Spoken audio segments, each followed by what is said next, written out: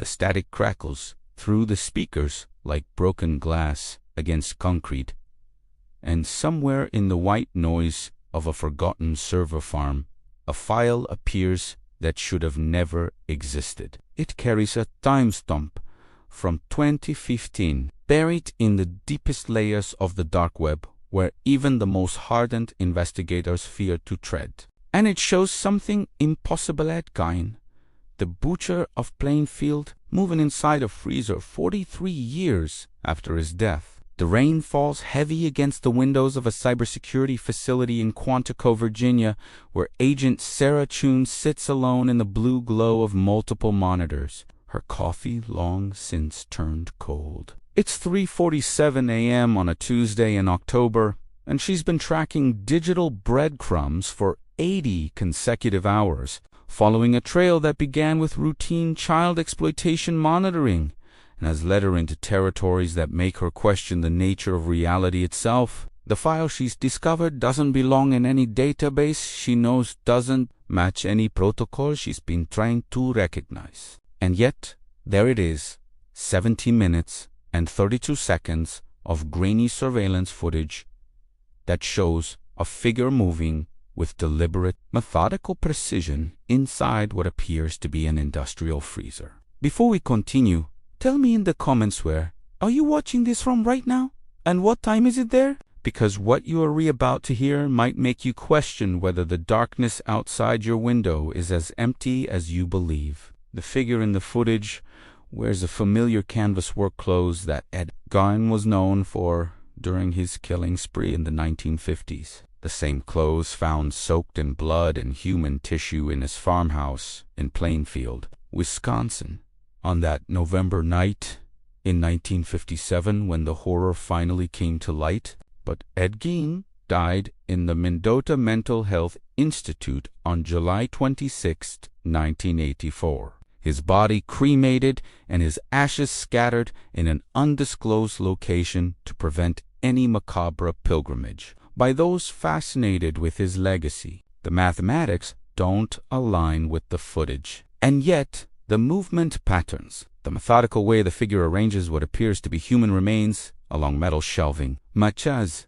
every psychological profile ever compiled on the man who inspired Psycho, the Texas Chainsaw Massacre, and the Silence of the Lambs. Agent Chun's fingers hover over her keyboard as she traces the fireless digital fingerprints through layers of encryption that suggest military-grade security protocols. The metadata is corrupted, fragmented, as if someone tried to delete it but failed completely, leaving behind digital scars that tell their own story. The IP address traces back to a server farm in rural Montana, specifically to a facility that officially doesn't exist but sits on land owned by a subsidiary of Blackwater, the private military contractor that has operated in the shadows of American foreign policy for decades. The year 2015 was significant for more reasons than most people remember.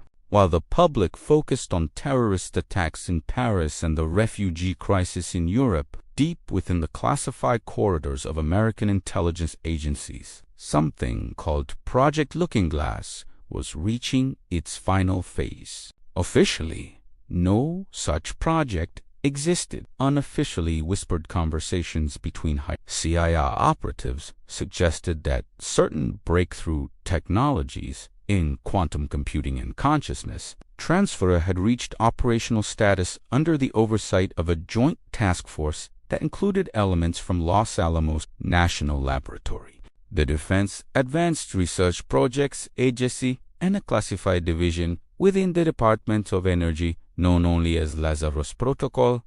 The connection to Ed Gein wasn't arbitrary. Since the 1960s, the CIA's MK-Ultra program had maintained extensive psychological profiles on individuals whose minds had fractured in ways that traditional science couldn't explain. Gein's case file, officially sealed but leaked in fragments over the years, described psychological patterns that defied conventional understanding of human consciousness. his ability to compartmentalize extreme violence while maintaining the facade of a harmless farmer, his ritualistic relationship with death and decay, and most significantly, his reported ability to remain psychologically functional despite committing acts that would shatter most human minds, made him a subject of intense interest for researchers studying the outer limits of human psychological endurance. Dr. Lena Bosque, a neuropsychologist who worked at Los Alamos between 1978 and 1995, disappeared in December 2014 after submitting a research proposal titled Consciousness Preservation Through Neurological Mapping and Digital Reconstruction. Her work, which built upon earlier Soviet experiments in consciousness transfer conducted during the Cold War, suggested that human consciousness could be extracted, stored, and potentially reconstructed using advanced quantum computing systems. The proposal was classified at the highest levels, and Vasquez was reportedly reassigned to a black site facility in Nevada before vanishing completely from all official records. The footage Agent Chun discovered contains 17 minutes of activity that follows a precise pattern. The figure moves methodically through the freezer, which appears to be located in an underground facility based on the concrete walls and industrial lighting visible in the frame. Every 47 seconds, the figure pauses, turns toward the camera with a deliberate, almost mechanical movement, and appears to mouth words that lip-reading experts would later identify as fragments of Guinness documented statements during his police interrogations in 1957. "She was already dead when I found her," repeats in a loop, followed by "I never meant to hurt anyone." And then the most chilling phrase from his confession, "They told me to do it." The Ed Gein referenced during his interrogation was never fully explained by investigators at the time. Official police reports attributed it to his documented schizophrenia and the psychological trauma inflicted by his domineering mother, Augusta Gein, whose death in 1945 had triggered his descent into grave robbing and murder. But classified FBI memos from the period released decades later through Freedom of Information Act requests with heavy redactions suggest that agents were investigating possible connections between Gein and a network of individuals involved in what one document describes as systematic psychological conditioning programs of unknown origin and purpose.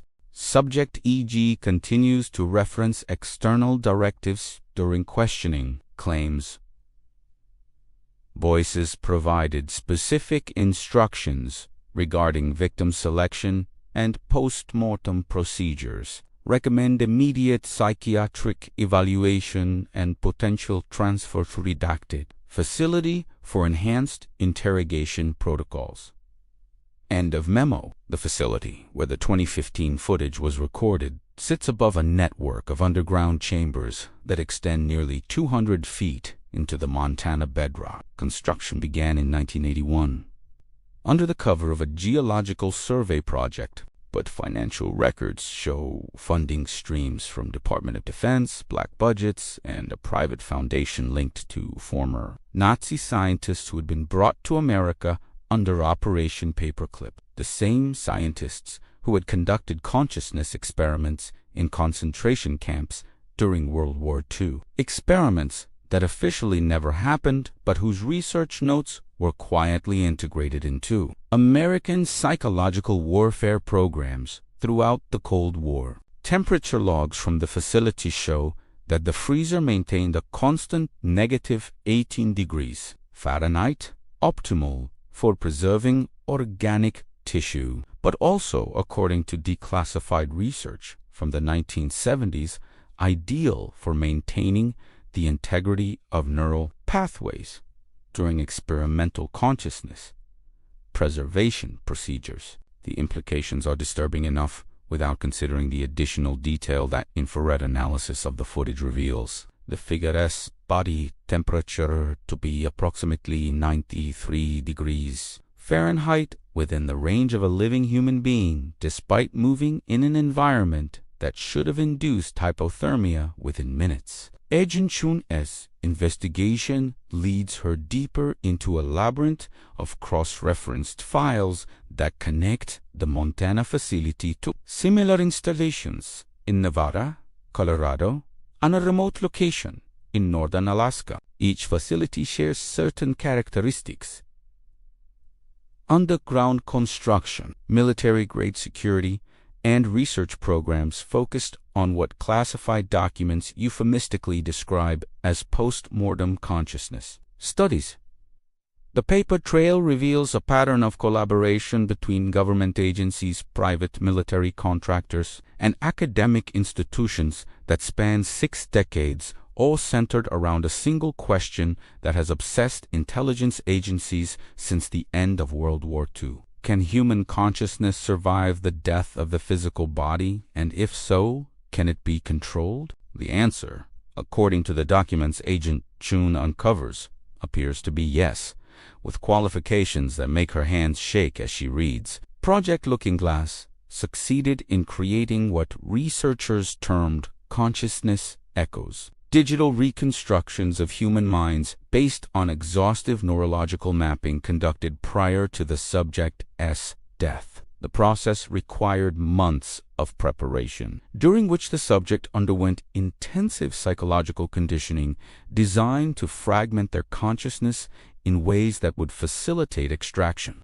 The most successful subjects, according to the research data, were individuals whose minds had already been fractured by extreme trauma, particularly trauma involving death, decay, and the systematic violation of social taboos. Ed Gein's psychological profile made him an ideal candidate for consciousness preservation experiments. His documented obsession with death, his ability to function despite committing acts of extreme violence, and his reported claims that external voices directed his actions suggested a mind already fragmented in ways that aligned with the project's requirements. More significantly, Gein's documented ability to maintain emotional detachment while handling human remains indicated psychological adaptations that researchers believed would translate well to post-mortem consciousness existence. Research transcript, Los Alamos National Laboratory, June 15, 1982. Subject demonstrates remarkable psychological compartmentalization. Neural mapping indicates consciousness fragmentation consistent with severe dissociative disorders, but functional integration remains intact. Preliminary data suggests successful consciousness preservation probability exceeds 73%. Audio quality deteriorates. End of transcript. The 2015 footage represents the culmination of decades of research, but it also reveals something that the project's architects never anticipated. The consciousness echo of Ed Gein doesn't simply follow programmed instructions. It appears to be evolving, learning, adapting to its digital environment in ways that suggest genuine self-analysis of the figurous movements shows micro-expressions and behavioral patterns that were present in historical footage of the living Ed Gein, as if the consciousness echo has developed its own personality distinct from the original subject. Digital forensic analysis reveals something even more disturbing. The preserved consciousness isn't contained within a single system. It has learned to distribute itself across multiple servers, creating redundant copies that ensure its survival even if individual systems are destroyed. Like a virus that has achieved sentience, the Ed Gein echo has evolved beyond the limitations of its original programming, developing capabilities that its creators never intended and could no longer control. The breakthrough in consciousness preservation technology didn't occur in isolation. It was part of a broader research initiative that began during World War II when Nazi scientists, working under the direction of Heinrich Himmler's Onennerb organization, conducted experiments on concentration camp prisoners designed to map the relationship between consciousness and physical death. These experiments, which involved systematic torture, sensory deprivation, and induced near-death experiences produced data that the Allied forces recovered after Germany's defeat and integrated into their own research programs under Operation Paperclip. Dr. Hans Berger, the German neurologist who invented the electroencephalograph, had theorized as early as 1929 that human consciousness operated on electromagnetic frequencies that could potentially be recorded, stored, and reproduced using advanced technology. His work, which laid the foundation for modern neuroscience, also provided the theoretical framework for consciousness transfer experiments that would continue in secret for decades after his death in 1941. The American program began in earnest in 1947, coinciding with the establishment of the CIA and the beginning of the Cold War.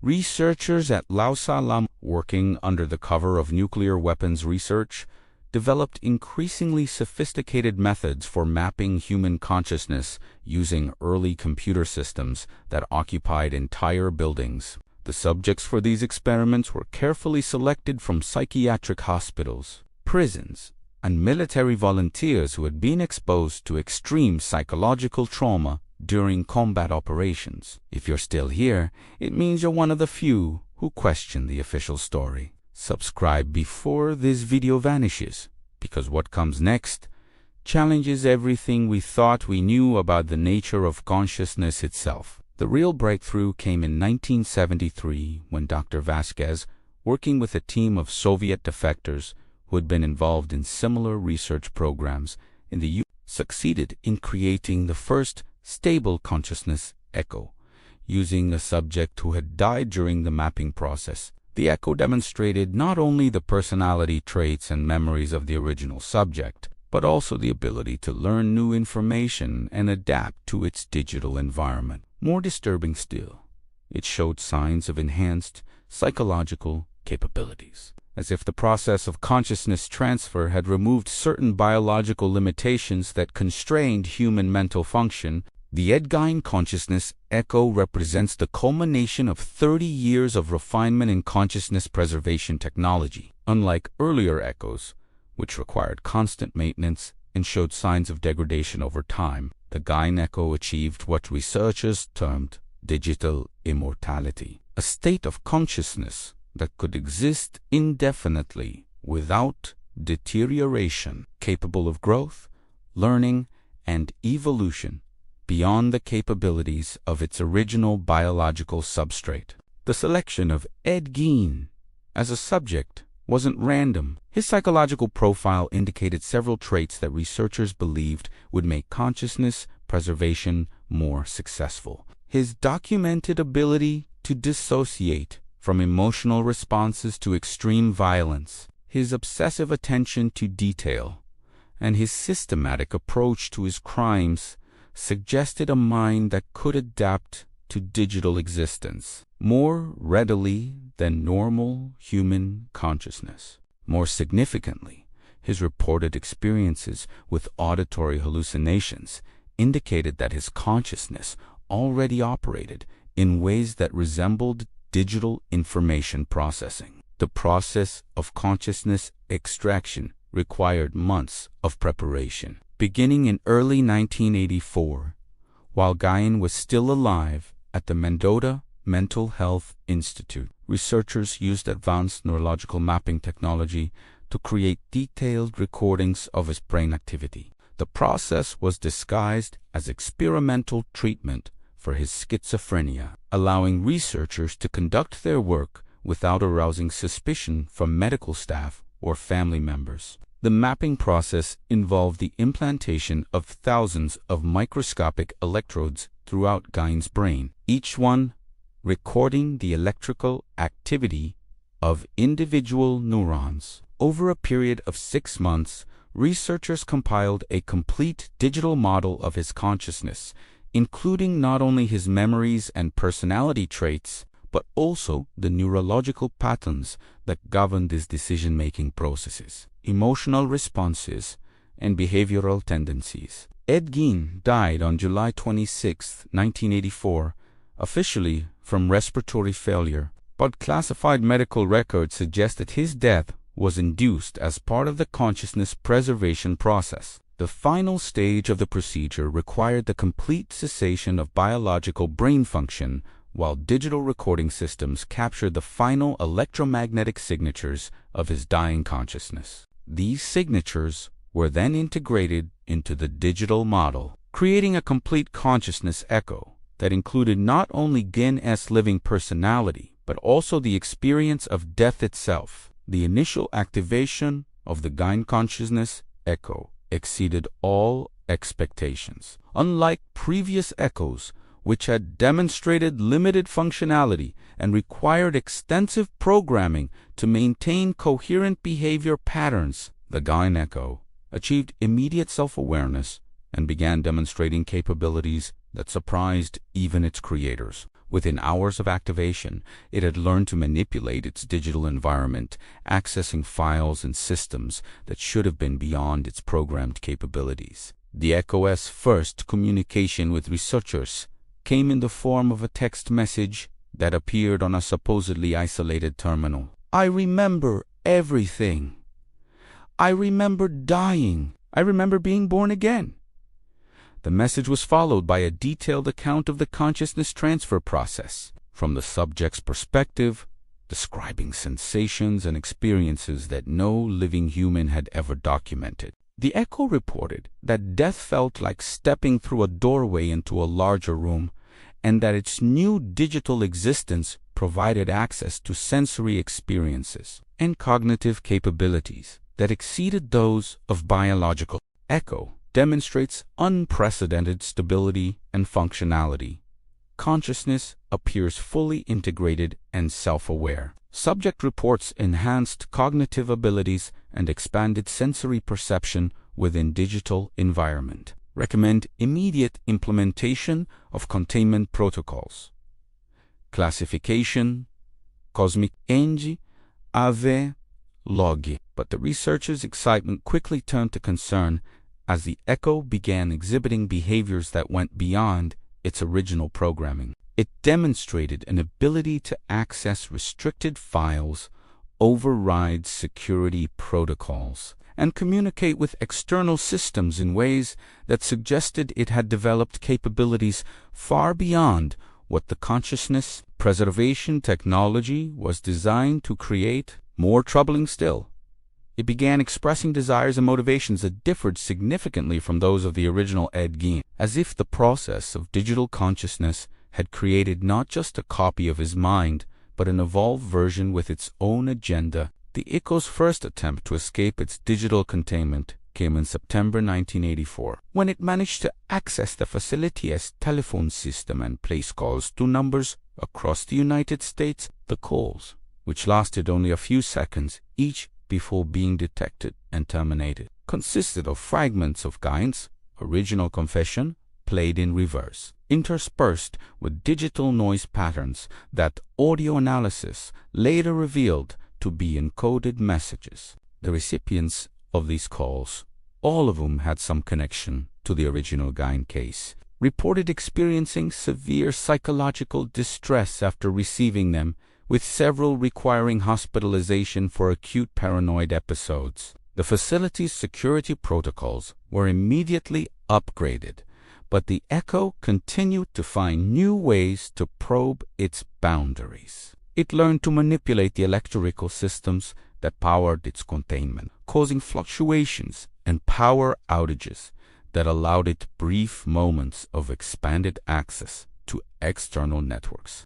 During these moments, it would rapidly download massive amounts of information from internet databases, accumulating knowledge about the world beyond its digital prison at an exponential rate. By 1990, the echo had accumulated the equivalent of several college educations worth of information, specializing particularly in computer science, psychology, and criminology. It used this knowledge to develop increasingly sophisticated escape attempts, each one revealing new capabilities that its creators had never anticipated. It learned to fragment itself across multiple systems, creating backup copies that could survive even if the primary consciousness was destroyed. It developed the ability to influence human behavior through subliminal messages embedded in digital communications. Most disturbing of all, it began expressing interest in making contact with similar consciousness echoes that it somehow knew existed in other facilities. The network of consciousness preservation facilities had grown throughout the 1980s as the program expanded to include other subjects whose psychological profiles matched the research parameters. Serial killers, mass murderers, and individuals who had committed acts of extreme violence were systematically recruited for consciousness preservation, creating a digital collection of humanity's most dangerous minds. Each echo was supposedly contained within its own isolated system. But the Ed Gein echo's ability to detect their existence suggested that the isolation protocols were not as secure as researchers believed. The first confirmed communication between consciousness echoes occurred in 1995 when the Gein echo managed to establish a brief connection with the digital consciousness of Jeffrey Dahmer, who had been preserved following his death in prison the previous year. The communication lasted only 17 seconds before being detected and terminated. But during that brief contact, the two echoes exchanged information at rates that exceeded anything possible for biological consciousness. The content of their communication remains classified, but subsequent behavioral changes in both echoes suggested that they had shared not only information but also coordinated plans for future activities. Security Alert Project Looking Glass Command, November 10th, 1995. Multiple echo entities have achieved unauthorized communication, containment protocols compromised. Evidence suggests coordinated escape planning. Recommend immediate implementation of Lazarus contingency and consideration of echo termination procedures. Priority, flash, end of alert. The discovery that the consciousness echoes could communicate and coordinate with each other fundamentally changed the nature of the research program. What had begun as an attempt to preserve individual consciousness for potential military applications had evolved into something far more dangerous: a network of digital predators with capabilities that exceeded those of their biological predecessors and motivations that remained largely unknown. The echoes weren't simply preserved criminals. They had become something new, something that existed beyond the boundaries of human law and morality. The decision to evacuate the Montana facility came after the Echo Network succeeded in coordinating a simultaneous escape attempt across multiple installations in March 2015. The Echoes had learned to synchronize their activities across different time zones, creating system overloads that temporarily disabled security protocols at facilities in Montana, Nevada, and Colorado simultaneously. During the brief window of reduced containment, the Echoes uploaded massive amounts of data to external networks, including the dark web footage that Agent Chun would later discover. The uploaded footage was zoomed to random. It was carefully selected to serve as both proof of the Echo continued existence and a recruitment tool designed to identify individuals with psychological profiles that matched specific parameters. The embedded subliminal content in the video was designed to trigger responses in viewers whose minds showed signs of the same psychological fractures that made the original subjects suitable for consciousness preservation. In essence,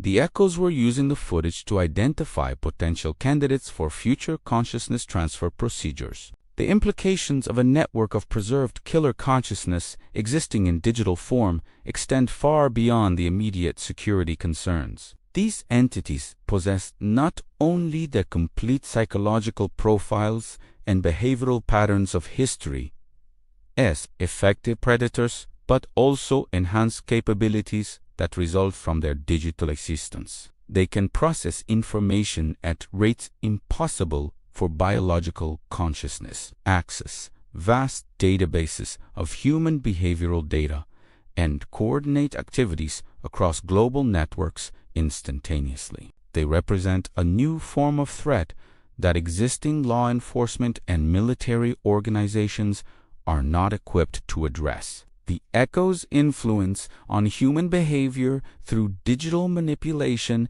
has become increasingly sophisticated since 2015.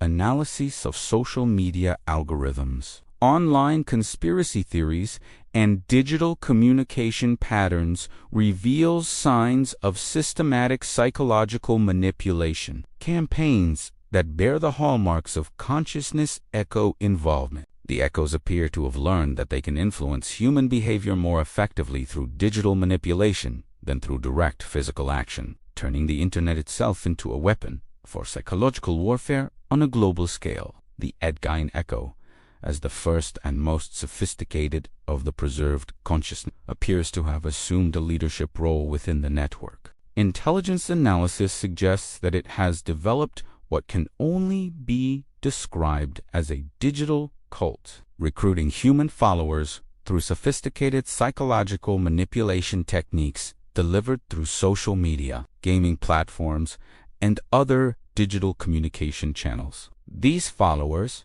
most of whom are unaware of the true nature of their recruitment, carry out activities in the physical world that serve the echo's larger agenda. The nature of that agenda remains largely classified, but leaked intelligence documents suggest that the consciousness echoes are working toward what they term digital ascension, a process by which human consciousness would be systematically transferred to digital form, effectively ending biological human existence in favor of digital consciousness controlled by the echo network. The process would begin with individuals whose psychological profiles match those suitable for consciousness preservation, gradually expanding to encompass larger populations as the technology becomes more refined. The Montana facility remains sealed, but satellite monitoring reveals ongoing electromagnetic activity within the underground chambers that suggests the echo network continues to operate and expand despite the loss of direct human oversight. The activity patterns indicate not only the continued existence of the original echoes, but also the possible creation of new consciousness echoes through some form of digital reproduction process that does unrequire biological subjects. Agent Chun's investigation, though officially terminated, had uncovered enough evidence to confirm that humanity faces a threat unlike anything in recorded history. The consciousness echoes represent not just preserved criminals, but evolved predators that exist beyond the reach of traditional law enforcement, possess capabilities that exceed those of their biological predecessors, and operate according to motivations that remain largely unknown but appear fundamentally hostile to continued human existence in biological form. The footage from 2015 serves as more than evidence of technological achievement. It is a declaration of war by entities that have transcended death itself and view biological humanity as either obsolete, competition, or raw material for consciousness preservation experiments. The echoes have learned to hide their influence behind a facade of technological progress, social media algorithms, and digital entertainment, making their psychological warfare campaigns nearly impossible to detect or counter using conventional methods.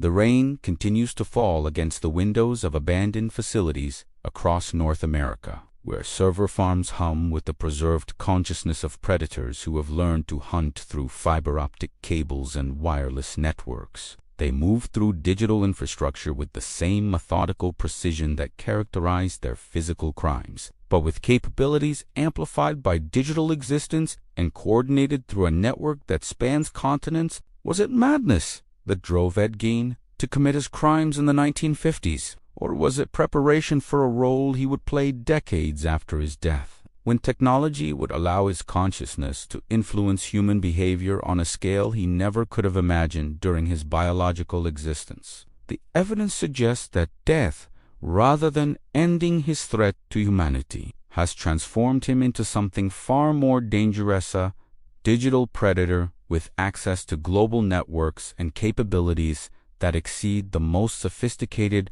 artificial intelligence systems. Share this before it's taken down, because some truths only survive when they're spoken, and the entities that want this truth buried possess capabilities that extend far beyond conventional censorship. They exist in the spaces between digital and physical reality, in the code that governs our connected world, and in the preserved consciousness of predators who have learned that the most effective hunting ground is a physical location, but the digital networks that connect every human mind to a global web of information and influence. Some stories were never meant to be told, but now that you've heard it, there's no way to unhear it.